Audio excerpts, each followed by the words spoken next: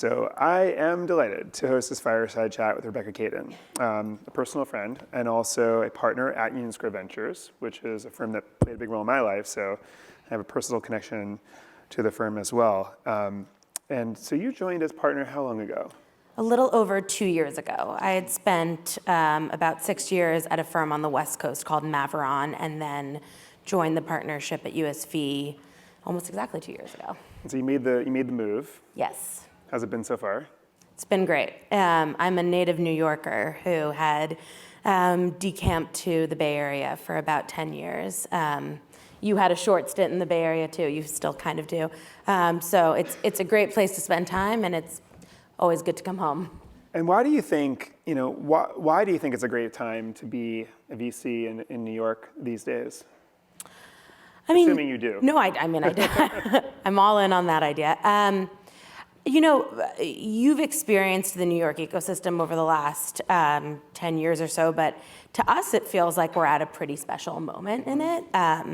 The momentum is picking up, and you're seeing not only great businesses start here, but an ecosystem effect start to come into play. Yep. That people who have seen early days and momentum of scale at companies that went all the way through exit, whether it's Behance or it's Flatiron or it's MongoDB, et cetera, are now catching the bug and coming out and starting companies or joining as early team members. And when you think about what happened in the Bay Area to create the ecosystem you have there, a lot of it was that. Mm-hmm. And it's taken New York some time to have enough cycles. Also, a lot of the founders of those companies are angel investing, which is very, very key to the development of an ecosystem. And so all of those things are coming into play and creating what we think is a great moment to be investing here. So I want to talk more about the ecosystem and the benefits and negatives of the current ecosystem and how it's working. But maybe we could go back and you could share just what made you actually want to go into venture capital in the first place? What kind of came before Maveron? Sure. And what led you there? Yeah, so I grew up here and went to college and was a journalist through the whole time, and thought that's what I would want to do forever. I wrote for The Economist and a whole bunch of other publications, and really loved that side of the world. I then joined a startup publication based in California, and I got there, and it turned out what they needed was really much more help on thinking how they could make money than they needed another writer in the room. And so I spent some time trying to do that, which I did not crack at all, but it brought me to business school. And I think your story resonated from a totally different angle with me on the idea of if in doubt of what else to do, maybe you go to business school. And that was definitely kind of the case for me as well. So I went to Stanford for business school, and I got there really having no idea what I would want to do. But when you're there, you pretty quickly drink the tech Kool-Aid of being in the middle of Silicon Valley. And so I decided I wanted to go to a big tech company, a Facebook or a Google. And I had been close with a mentor that I met there named Bill Campbell, who passed away a few years ago. And some of you may have crossed paths with him, but he was a kind of unique figure in the Bay Area. Yeah. He was called the coach. He actually started his career as the coach of the Columbia football team, but in many iterations later was the chairman of Intuit. And he an advisor to Steve Jobs and the Google founders. Yeah, he was this guy who most of what he did was coach these very big name tech legends. Them and Rebecca. Yeah, and then me. And then on the side, he was involved with Stanford. And so he had gone to know some students there, and I was one of them, and he played a very big role for me. And I went to him and said, hey, I think I want to work at Google. Hint, hint, you're on the board of Google. It seems like you could help me. And he was like, you definitely shouldn't do that. And it was more like, they definitely shouldn't do that, then you definitely shouldn't do that. But he was like, I just don't know why that would work. But I think you should be a VC.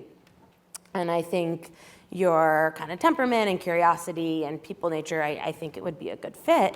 And so he introduced me to Maveron, where he had been an advisor. And I joined as an intern while I was in business school, and then became an associate and a principal and a partner and GP. And so kind of I have the career investor track of working my way up through those ranks there. And I mean, you made some incredible investments, but also, I mean, every entrepreneur I know who's ever worked with you just loves working with you. That's nice. And what is your approach? How do you build that reputation as a VC when at the end of the day, I mean, you have to deliver to your LPs, and it's a competitive atmosphere, and you're sometimes fighting for a deal. Like, what's your kind of ethos that governs you as a VC? I think my ethos has developed over time, but when I started, I felt way in over my head. Like I had landed this job because of someone who believed in me, who I really wanted to, prove right. And he gave me the good advice, which I've really remembered, which is the best thing you can do is walk out of any meeting and have the person say, that was a valuable use of time. And I'm gonna write very, very few checks. In those days, I was gonna write no checks because I wasn't a check writer.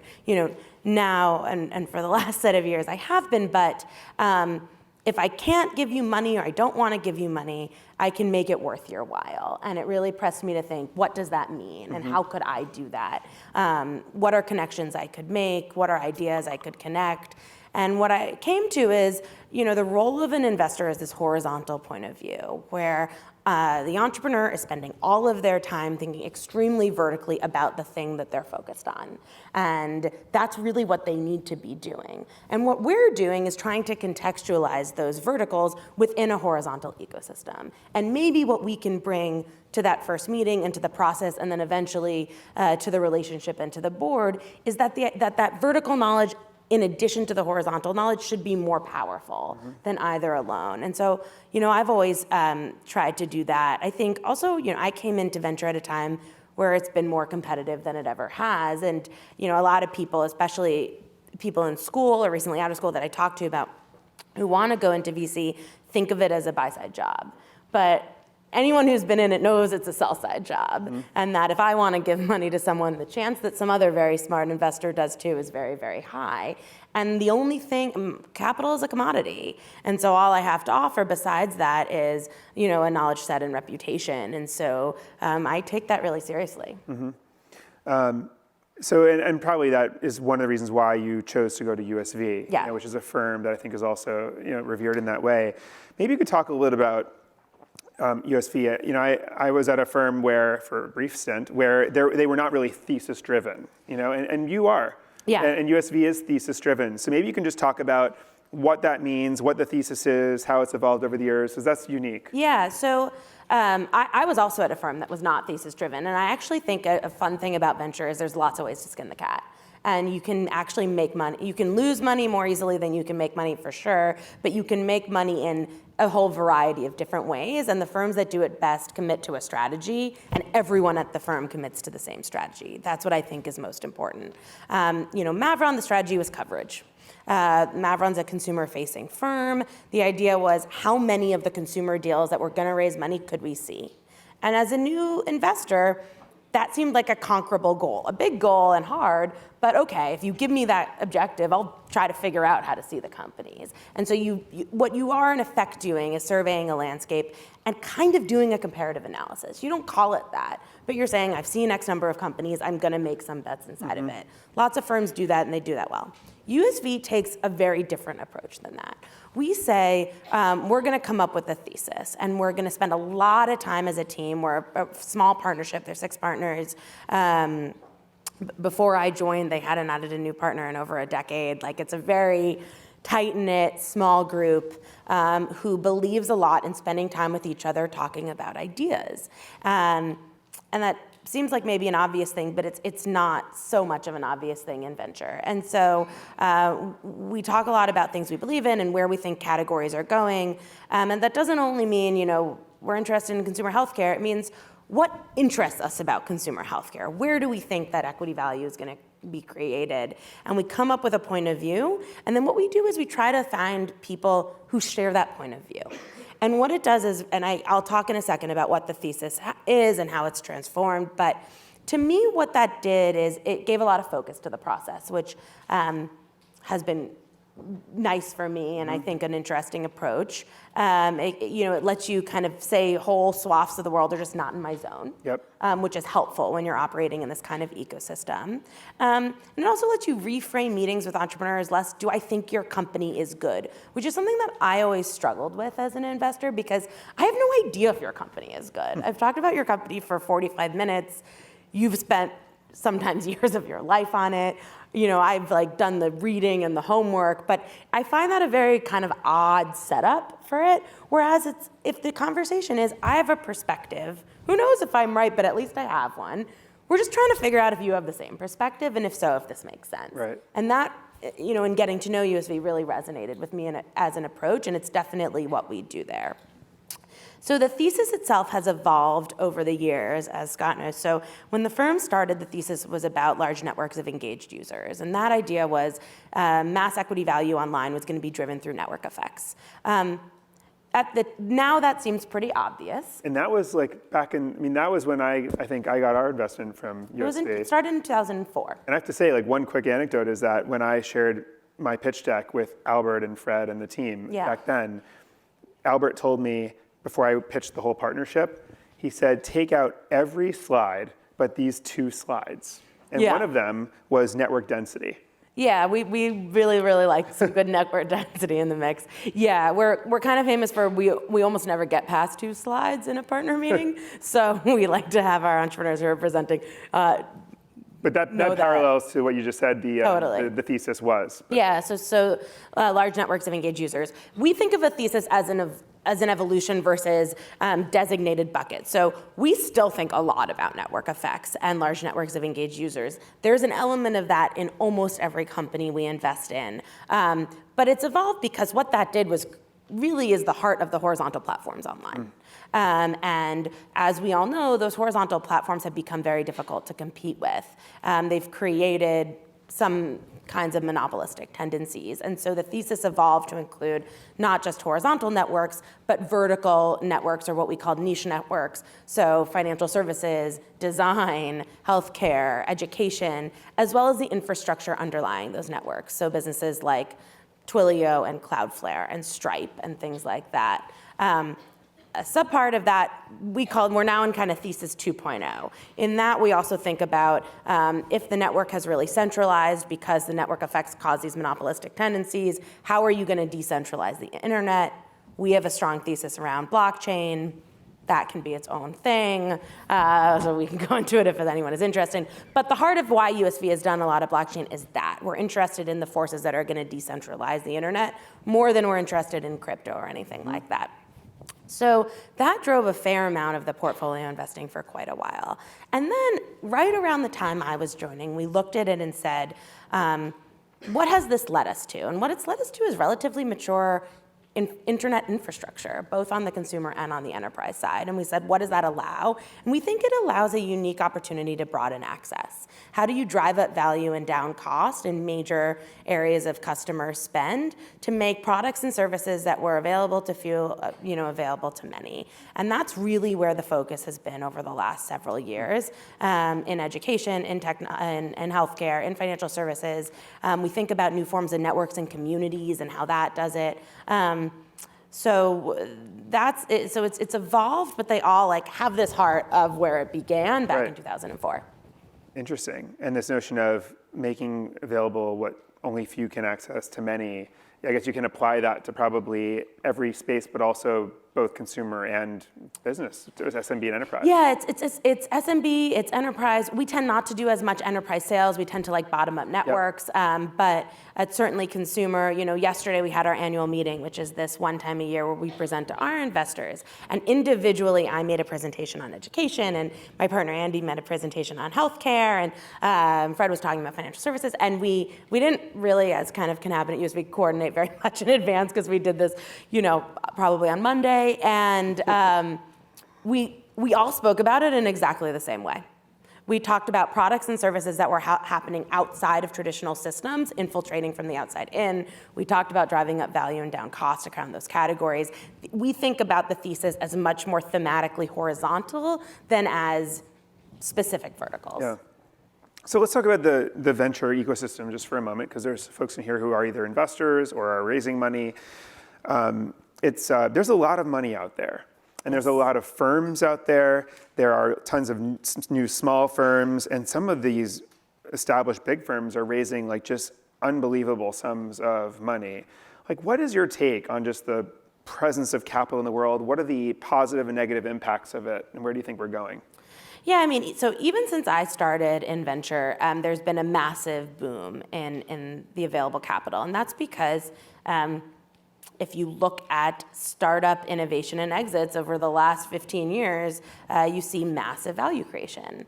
And the capital market lags that, right? So they see it happen, and then all of this capital comes in. So in addition to the traditional set of LPs, you have these alternative investors that have decided that this asset class is something that they're interested in because it's clearly making money. Like hedge funds and other things. Family offices, hedge funds, foreign investment firms, wealthy individuals, all of these kind of things. That obviously has a lot of positives. It allows funding for a much broader array of companies. It allows more variety. It also allows a more diverse group of people to enter the asset class. So there is a lot of positives to it. It has a couple of issues to it too. One is that venture actually only works for a very small subset of companies. Right? It's really designed where upfront investment, which takes cost, creates long-term exponential growth. And when that happens, it works really well. It often works for software because long-term software costs very little, upfront software costs a lot. The asset class isn't that well designed for many other things. And so over time, the capital base is adjusting to that. But there's been a lot of growing pains because not every part of what's being funded by VC operates in that way. That's one issue we're seeing. The other is just there's a tremendous amount of capital chasing the same deals. And as a result, because of the supply and demand balance, it pushes up the cost of those rounds, and it also pushes up the size of those rounds. And that's how you have things like WeWork happen, or other things happen where there was just more capital demand, and even smart people who manage well can get sucked in by that. And so we're in a tricky place of seeing when that will balance out. USV are believers that will balance out. Mm-hmm. One of the slides we showed yesterday was every time Albert had called that we were at the top of a bubble, and what's happened to the market since, which has gone straight up. But eventually, if you say it enough times, it will be right. And the market will reset, and we think that a lot of that capital will go away. That's probably scary short-term, good long-term, but really hard for companies that are dependent on it. Yeah, that's a good point. And oftentimes, a lot of the greatest companies are founded when everything does dry up, and it's 100%. It's a hard environment. Maybe Yeah. it's a survival of the fittest concept or whatever. So maybe you could talk just about the role of communities. I mean, you're one of the few people I know that's really been a very focused consumer investor, which is sometimes an unpopular area to be in these days. Right now, very unpopular area. Maybe you could talk about like why do you think that is, and the role of communities that you see in businesses you invest in. Yeah, so consumer is fickle, which makes it challenging. It's less predictable. Nothing about building an enterprise company is easy, but in some ways, it's more predictable, and there are tipping points to it. So once you get over certain humps, the chance you'll get to the next level is a lot higher. Consumer companies are fickle because consumers are fickle. And I think there are two sides to that. One is they're scary and all these kind of things. The other is it's super interesting because what I love about consumer investing is this disparity between rational business models and building this company and then totally irrational consumer behavior. And an entrepreneur's job is to try to find the balance of that and where those meet. And that's a really interesting journey. And as we all know from the many products and services that have changed our lives, when it's done right, it's totally, totally magical. So I really like that. We've been obsessed in recent times with this idea of new forms of networks and communities. And that's because this kind of broad base of community has defined the last decade, right? When you think about Facebook and you think about Instagram or Twitter, which USV was involved in very early. But when we think about them now, they're not really communities. We think they're the difference between networks and communities. And networks brings people together, and communities creates belonging among those people. And we think it may be a great time to focus on the second because consumers are feeling that need. They're more connected than ever, but they're not really connected to each other. And so we're interested in how that evolves. Our thesis is that may evolve less like a horizontal platform and more like a vertical entry point where people come for something very specific, and community is an engagement tool, where once they're there, they're bonded by something that they have in common, and community can be built on the back of it. And we're actually seeing that across financial services companies, commerce companies, certainly consumer healthcare companies. So it's something we're spending a lot of time thinking about. That's interesting. So that there are many they start as networks, but the experience that people have in those products ultimately becomes like a sense of a belonging to something greater than themselves, that sort of thing. Yeah, we've even been talking around like, when does a network become a community, or when do people find belonging? And we think there are these early indicators like language emerges from the bottom up, that the company didn't create, the people inside it create. Norms are set by the community. I mean, so like you have Reddit, built for example. Yeah, Reddit's a great example. And Reddit's a network, and then inside of it are these like very dedicated communities. But we think the next generation of consumer companies, this may be a core differentiation point because switching costs are so low right now. If you don't feel connected to a product or a service, you're going to find something else really quickly. Yep, interesting. What about, so maybe we can talk a little bit about the further distant future. And so let's say 5+ years out, we're living in a world where now we're so constantly connected that maybe in some ways being disconnected will become a competitive advantage because we'll be able to think. Yeah, that'd be nice. Where we will actually have a sense of community and products that were maybe now just utilities to us when this thesis plays out. Also things like augmented reality and new mediums that we might be experiencing. Any like thoughts you'd share as to like what life will be like? Futurism. I think the bridge between the online and the offline, which is kind of what you're talking about. How do we get the benefits of technology, but while existing in the real world and having the benefits of what that offers, is super interesting, and it's coming into play more and more. We've spent some time on AR stuff around that. I'm less of a believer right now in VR stuff around that. I think anything hardware related, anything you put over your head is a pretty big barrier to adoption there on a mass way. Gaming maybe, specific use cases maybe, broad-based, I'm not so sure. I also think there's gonna be new roles of offline businesses. And people, facilitation of people gathering in person. I like to say, the only problem with technology is that we have to still live in the world. Like you've got to do something on Saturday morning with your children. And it's probably not on your phone. And so I actually think that's a really interesting space. Hopefully it's not on your phone. Well, hopefully it's not on your phone. But there's also all this retail space to repurpose. I mean, I think that there's new opportunities as the economics of the physical world change and become more. Yeah, totally, right? We know real estate cost is being driven down. We know, some of you may in around New York seen really interesting things happening. To me, the biggest question, I actually think this is an opportunity in investing. I think, people have done this amazing job over the last decade reimagining all corners of entrepreneurship. And yet structurally, investment firms look very, very similar. We're seeing some specialization, crypto, fintech, whatever, bio. But it may be that to really take advantage of and support entrepreneurs building great offline experiences requires a different asset class. And I think there's great opportunity for people who are passionate about that to build an awesome firm that's devoted to it. Interesting.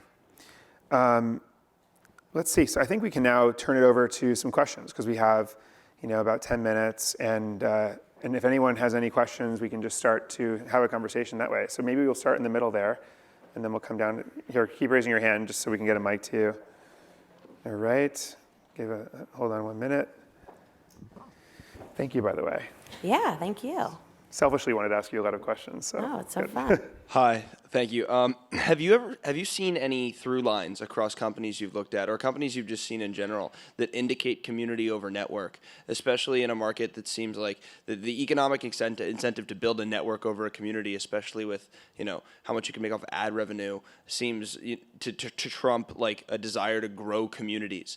So I guess question one is, have you seen through lines, and two, have you sort of thought of any pillars or things, like if you were trying to found a company, of how to point towards community rather than network despite those economic incentives? Sure, I think that's a really great question. So I think of network as top of funnel acquisition and community as bottom of funnel engagement. I think the best companies are likely to have both. So I don't think it's an either or. I think it's can you add one to the other? Because I agree, and the reason USV is so interested in networks is it's the most efficient growth tool on the internet, right? And you don't want to lose that. The thing is, you got to keep them once they're there, and I think keeping them is people's bars raise over time as they experience technology. The idea of, wow, we're all connected gets old, and then it's, wow, what's next, right? And I think this idea of community may be, wow, what's next? You also say something interesting around most of them have been supported by ad networks, which is why that network effect is so popular. That's the case for sure. We have been very, very focused on subscription business models for consumer companies. We actually just hosted a summit on that last week.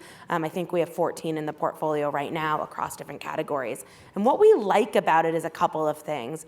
One is it's the model that aligns customer and company the clearest. Everyone is on the same page. The second is we think we're at a tipping point where customers are more comfortable with it, where that willingness to pay, especially if you start in small doses, is higher than it's been. And so our education portfolio, which is actually a piece of the portfolio that's really outperformed for us, is very much focused there. Healthcare is the same way. We have Stash, which is a kind of late stage financial services company here in New York, which is a really interesting consumer subscription model. So one of the ideas here is transforming from ads to consumer subscription. You mentioned blockchain earlier. I was curious about the opportunities that you see within blockchain technology. Opportunities in blockchain, sure. We could spend a long time on blockchain. As I said, our interest in the opportunity is around decentralizing the internet. And so as the internet's become more and more centralized, we think consumer data has become locked up. We think the power has been taken away from the consumer and really given to a really small handful of companies, and we don't think that's steady state or can last. So that's our interest. We're interested in blockchain because it's the first technology that's really emerged that looks like it has a shot at that. That's really the core of the interest. We don't think any of the blockchains are really strong enough yet to have mass consumer applications on top of it. So our core focus has been on what those winning fundamental chains and the infrastructure are going to be, much more than the consumer applications so far. We have several investments in it, and we're likely to make more. Over there, and then we come down here. Yeah, go ahead. So there's another blockchain question. So relating to blockchain, what are some of the risks that you see companies going? So there's huge, everyone sees Bitcoin on things about, hears about cryptocurrency and think of the bubble and all that stuff. What are some of the biggest risks you think are going to keep companies from like that from being mass adopted? Sure. I think there's, blockchain and crypto still have major existential risk. We don't invest in it, believing otherwise. We think there's core reasons that they could really work, and if they do, could really build a whole new, Web 3.0 infrastructure. But there's existential risk. A huge part of that is trust. It's reliant on consumers trusting a completely different framework that's way more decentralized and really training the behavior against that and having leading use cases that allow for it. We are not there yet at all. The biggest risk is adoption, right? It's a really interesting technology and a really interesting kind of futurism that's looking for a leading channel to grow it and get mass consumer adoption. We've been involved publicly in the Libra project, which is one attempt to it. There's lots of questions on that too, but that's our interest in Libra. But that is still a big question mark in the ecosystem. Yeah. Hey, for one, I want to introduce myself because I know about nobody is, but I'm really excited to meet all of you. But my name's Destin. I'm actually a long way from home, from the University of Kentucky, with a group from the Entrepreneurship Club. You guys are throwing a great event here too. Great. But I am so excited and really interested in everything you're talking about because I'm working on a business that's basically around exactly what you're talking about, social networking theory around relationship management and whatnot. I was wondering, what are some of the best companies that you think are doing a good job of that right now, and what makes them the best at what they do? So the question is around like the ones doing the best at I think, effectively building community and relationships, right? I think some people are doing it in different ways. I think a lot about Glossier, which is a transactional brand, but has a very dedicated community. It has language around it, and it's built on the back of a transactional product, but it's also become the stickiness of the company. But I also think about less obvious networks, like we mentioned Stash before as a consumer subscription. Stash is a banking and investing product. It has, several million customers, but it's really functional that way. And yet, it's provided a way for people to talk to each other and to share ideas. 85% of the people on the platform have never invested before they sign up for Stash. And now they're going to be way more willing to do so if they get encouragement from each other. And they're finding commonality in something with people that they don't know because of this kind of passion that they've developed. And so we think about that. Another one is Modern Fertility, which is a consumer healthcare company we're invested in. It's building a female fertility brand starting with at-home testing. But after women take the test, they join a Slack channel.